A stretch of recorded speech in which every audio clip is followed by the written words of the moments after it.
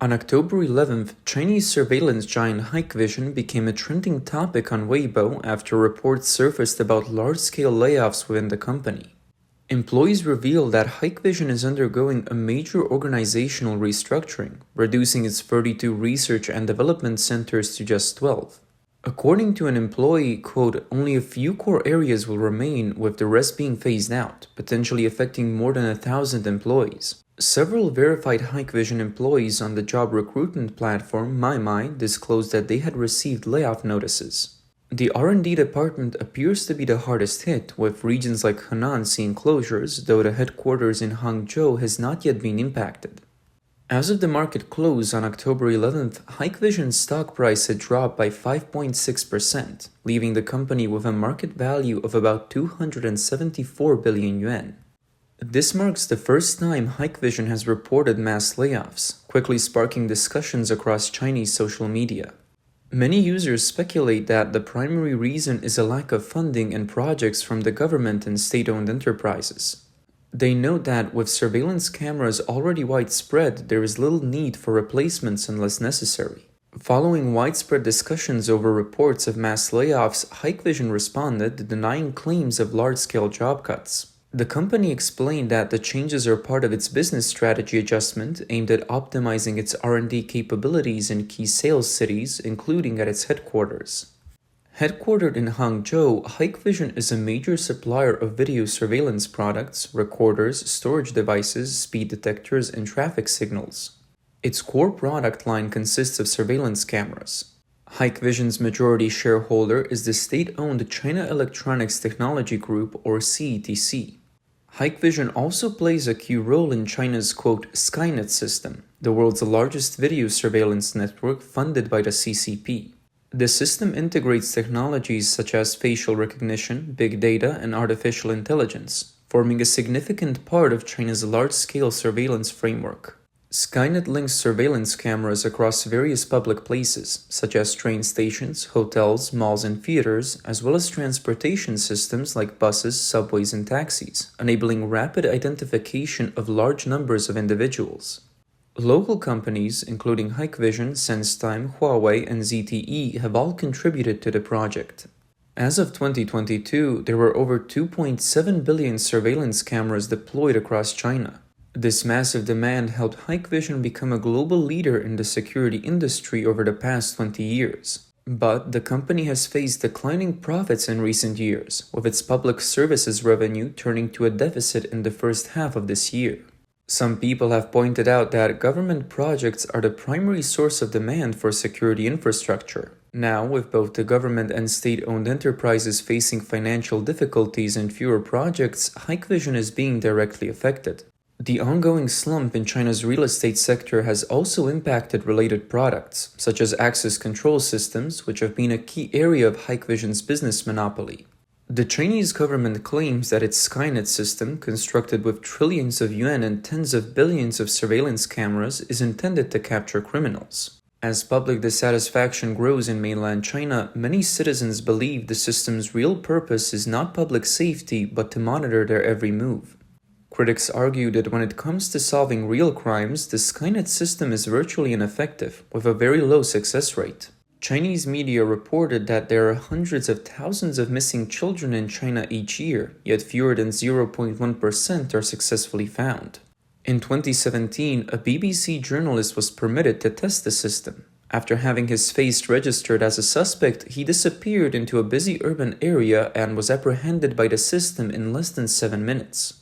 Critics argue that the Skynet system is primarily used to target individuals it deems a threat to the government, such as petitioners, dissidents, and members of certain religious groups.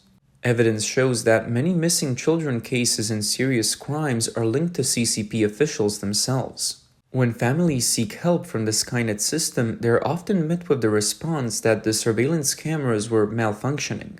In these instances, the system appears blind, acting instead as a tool for suppressing dissident rather than a resource for solving crimes. Hikvision has extended its influence worldwide by undercutting competitors with low-priced products.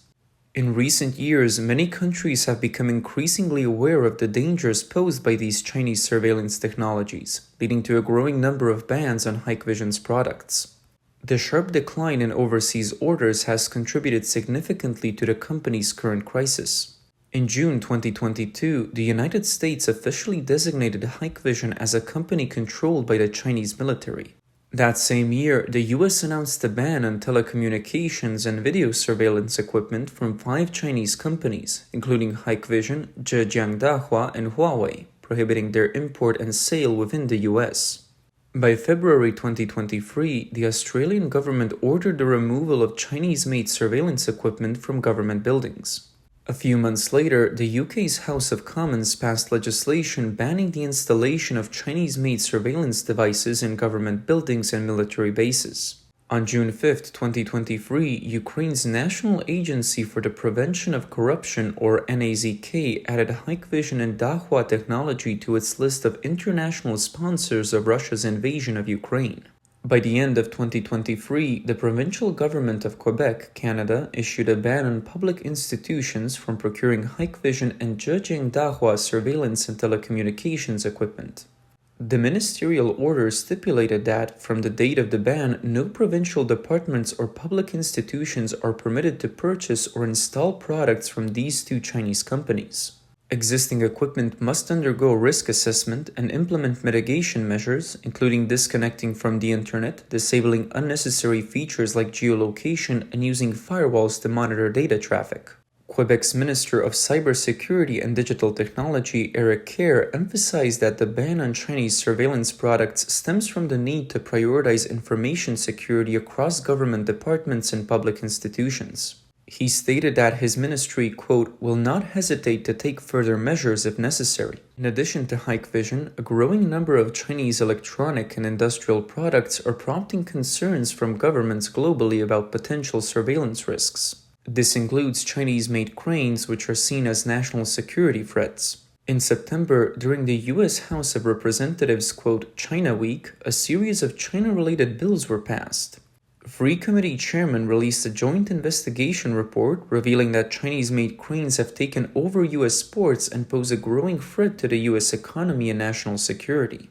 Chinese equipment posing economic and security risks is not limited to cranes. Devices used in the U.S. power grid manufactured in China also present significant safety concerns, drawing heightened attention from various sectors in the U.S. In May 2020, U.S. federal authorities seized a massive electrical transformer exported from China and transported it to Sandia National Laboratories in New Mexico. The transformer, weighing over 500,000 pounds, was manufactured in Jiangsu Huapeng Transformer Co.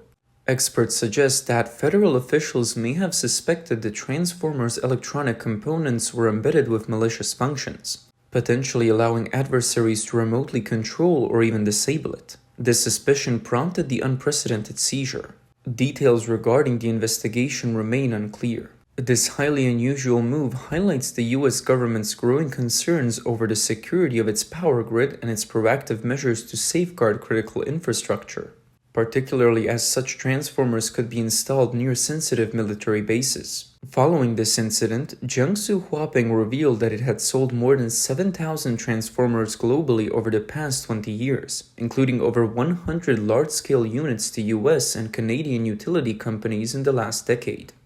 On January 31st, FBI Director Christopher Wray delivered a stark warning to Congress. Chinese hackers are increasingly targeting critical infrastructure in the United States, including the power grid, water treatment plants, and transportation systems. He cautioned that these cyber attacks are preparing to inflict severe damage on American communities when China decides to launch an offensive, causing real harm to U.S. citizens. Wray further warned that the CCP has been focusing on, quote, our freedoms, infiltrating deep into the United States and attempting to silence, coerce, and threaten U.S. citizens and residents nationwide.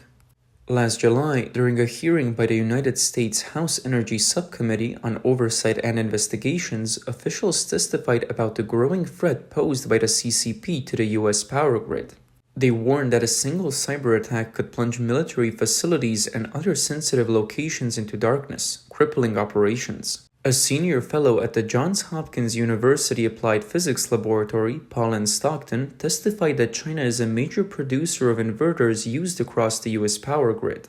He stressed that America's reliance on Chinese-made inverters and other equipment could jeopardize the security of the grid.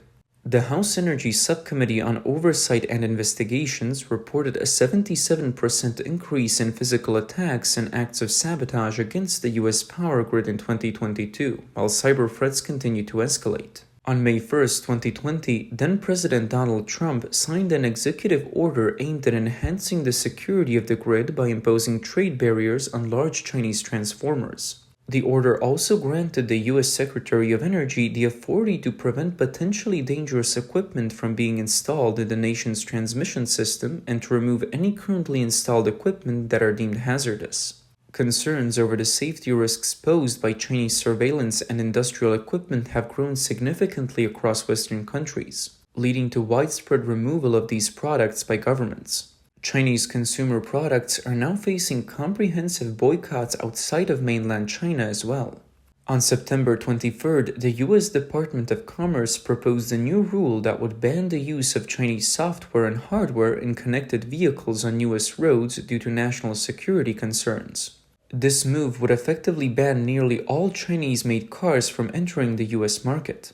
The new regulation also proposes that U.S. and major global automakers remove critical Chinese software and hardware from vehicles over the coming years. The Biden administration has expressed serious concerns over Chinese companies potentially using connected cars to collect data on U.S. drivers and infrastructure, as well as the risk of foreign actors manipulating cars linked to the internet and navigation systems.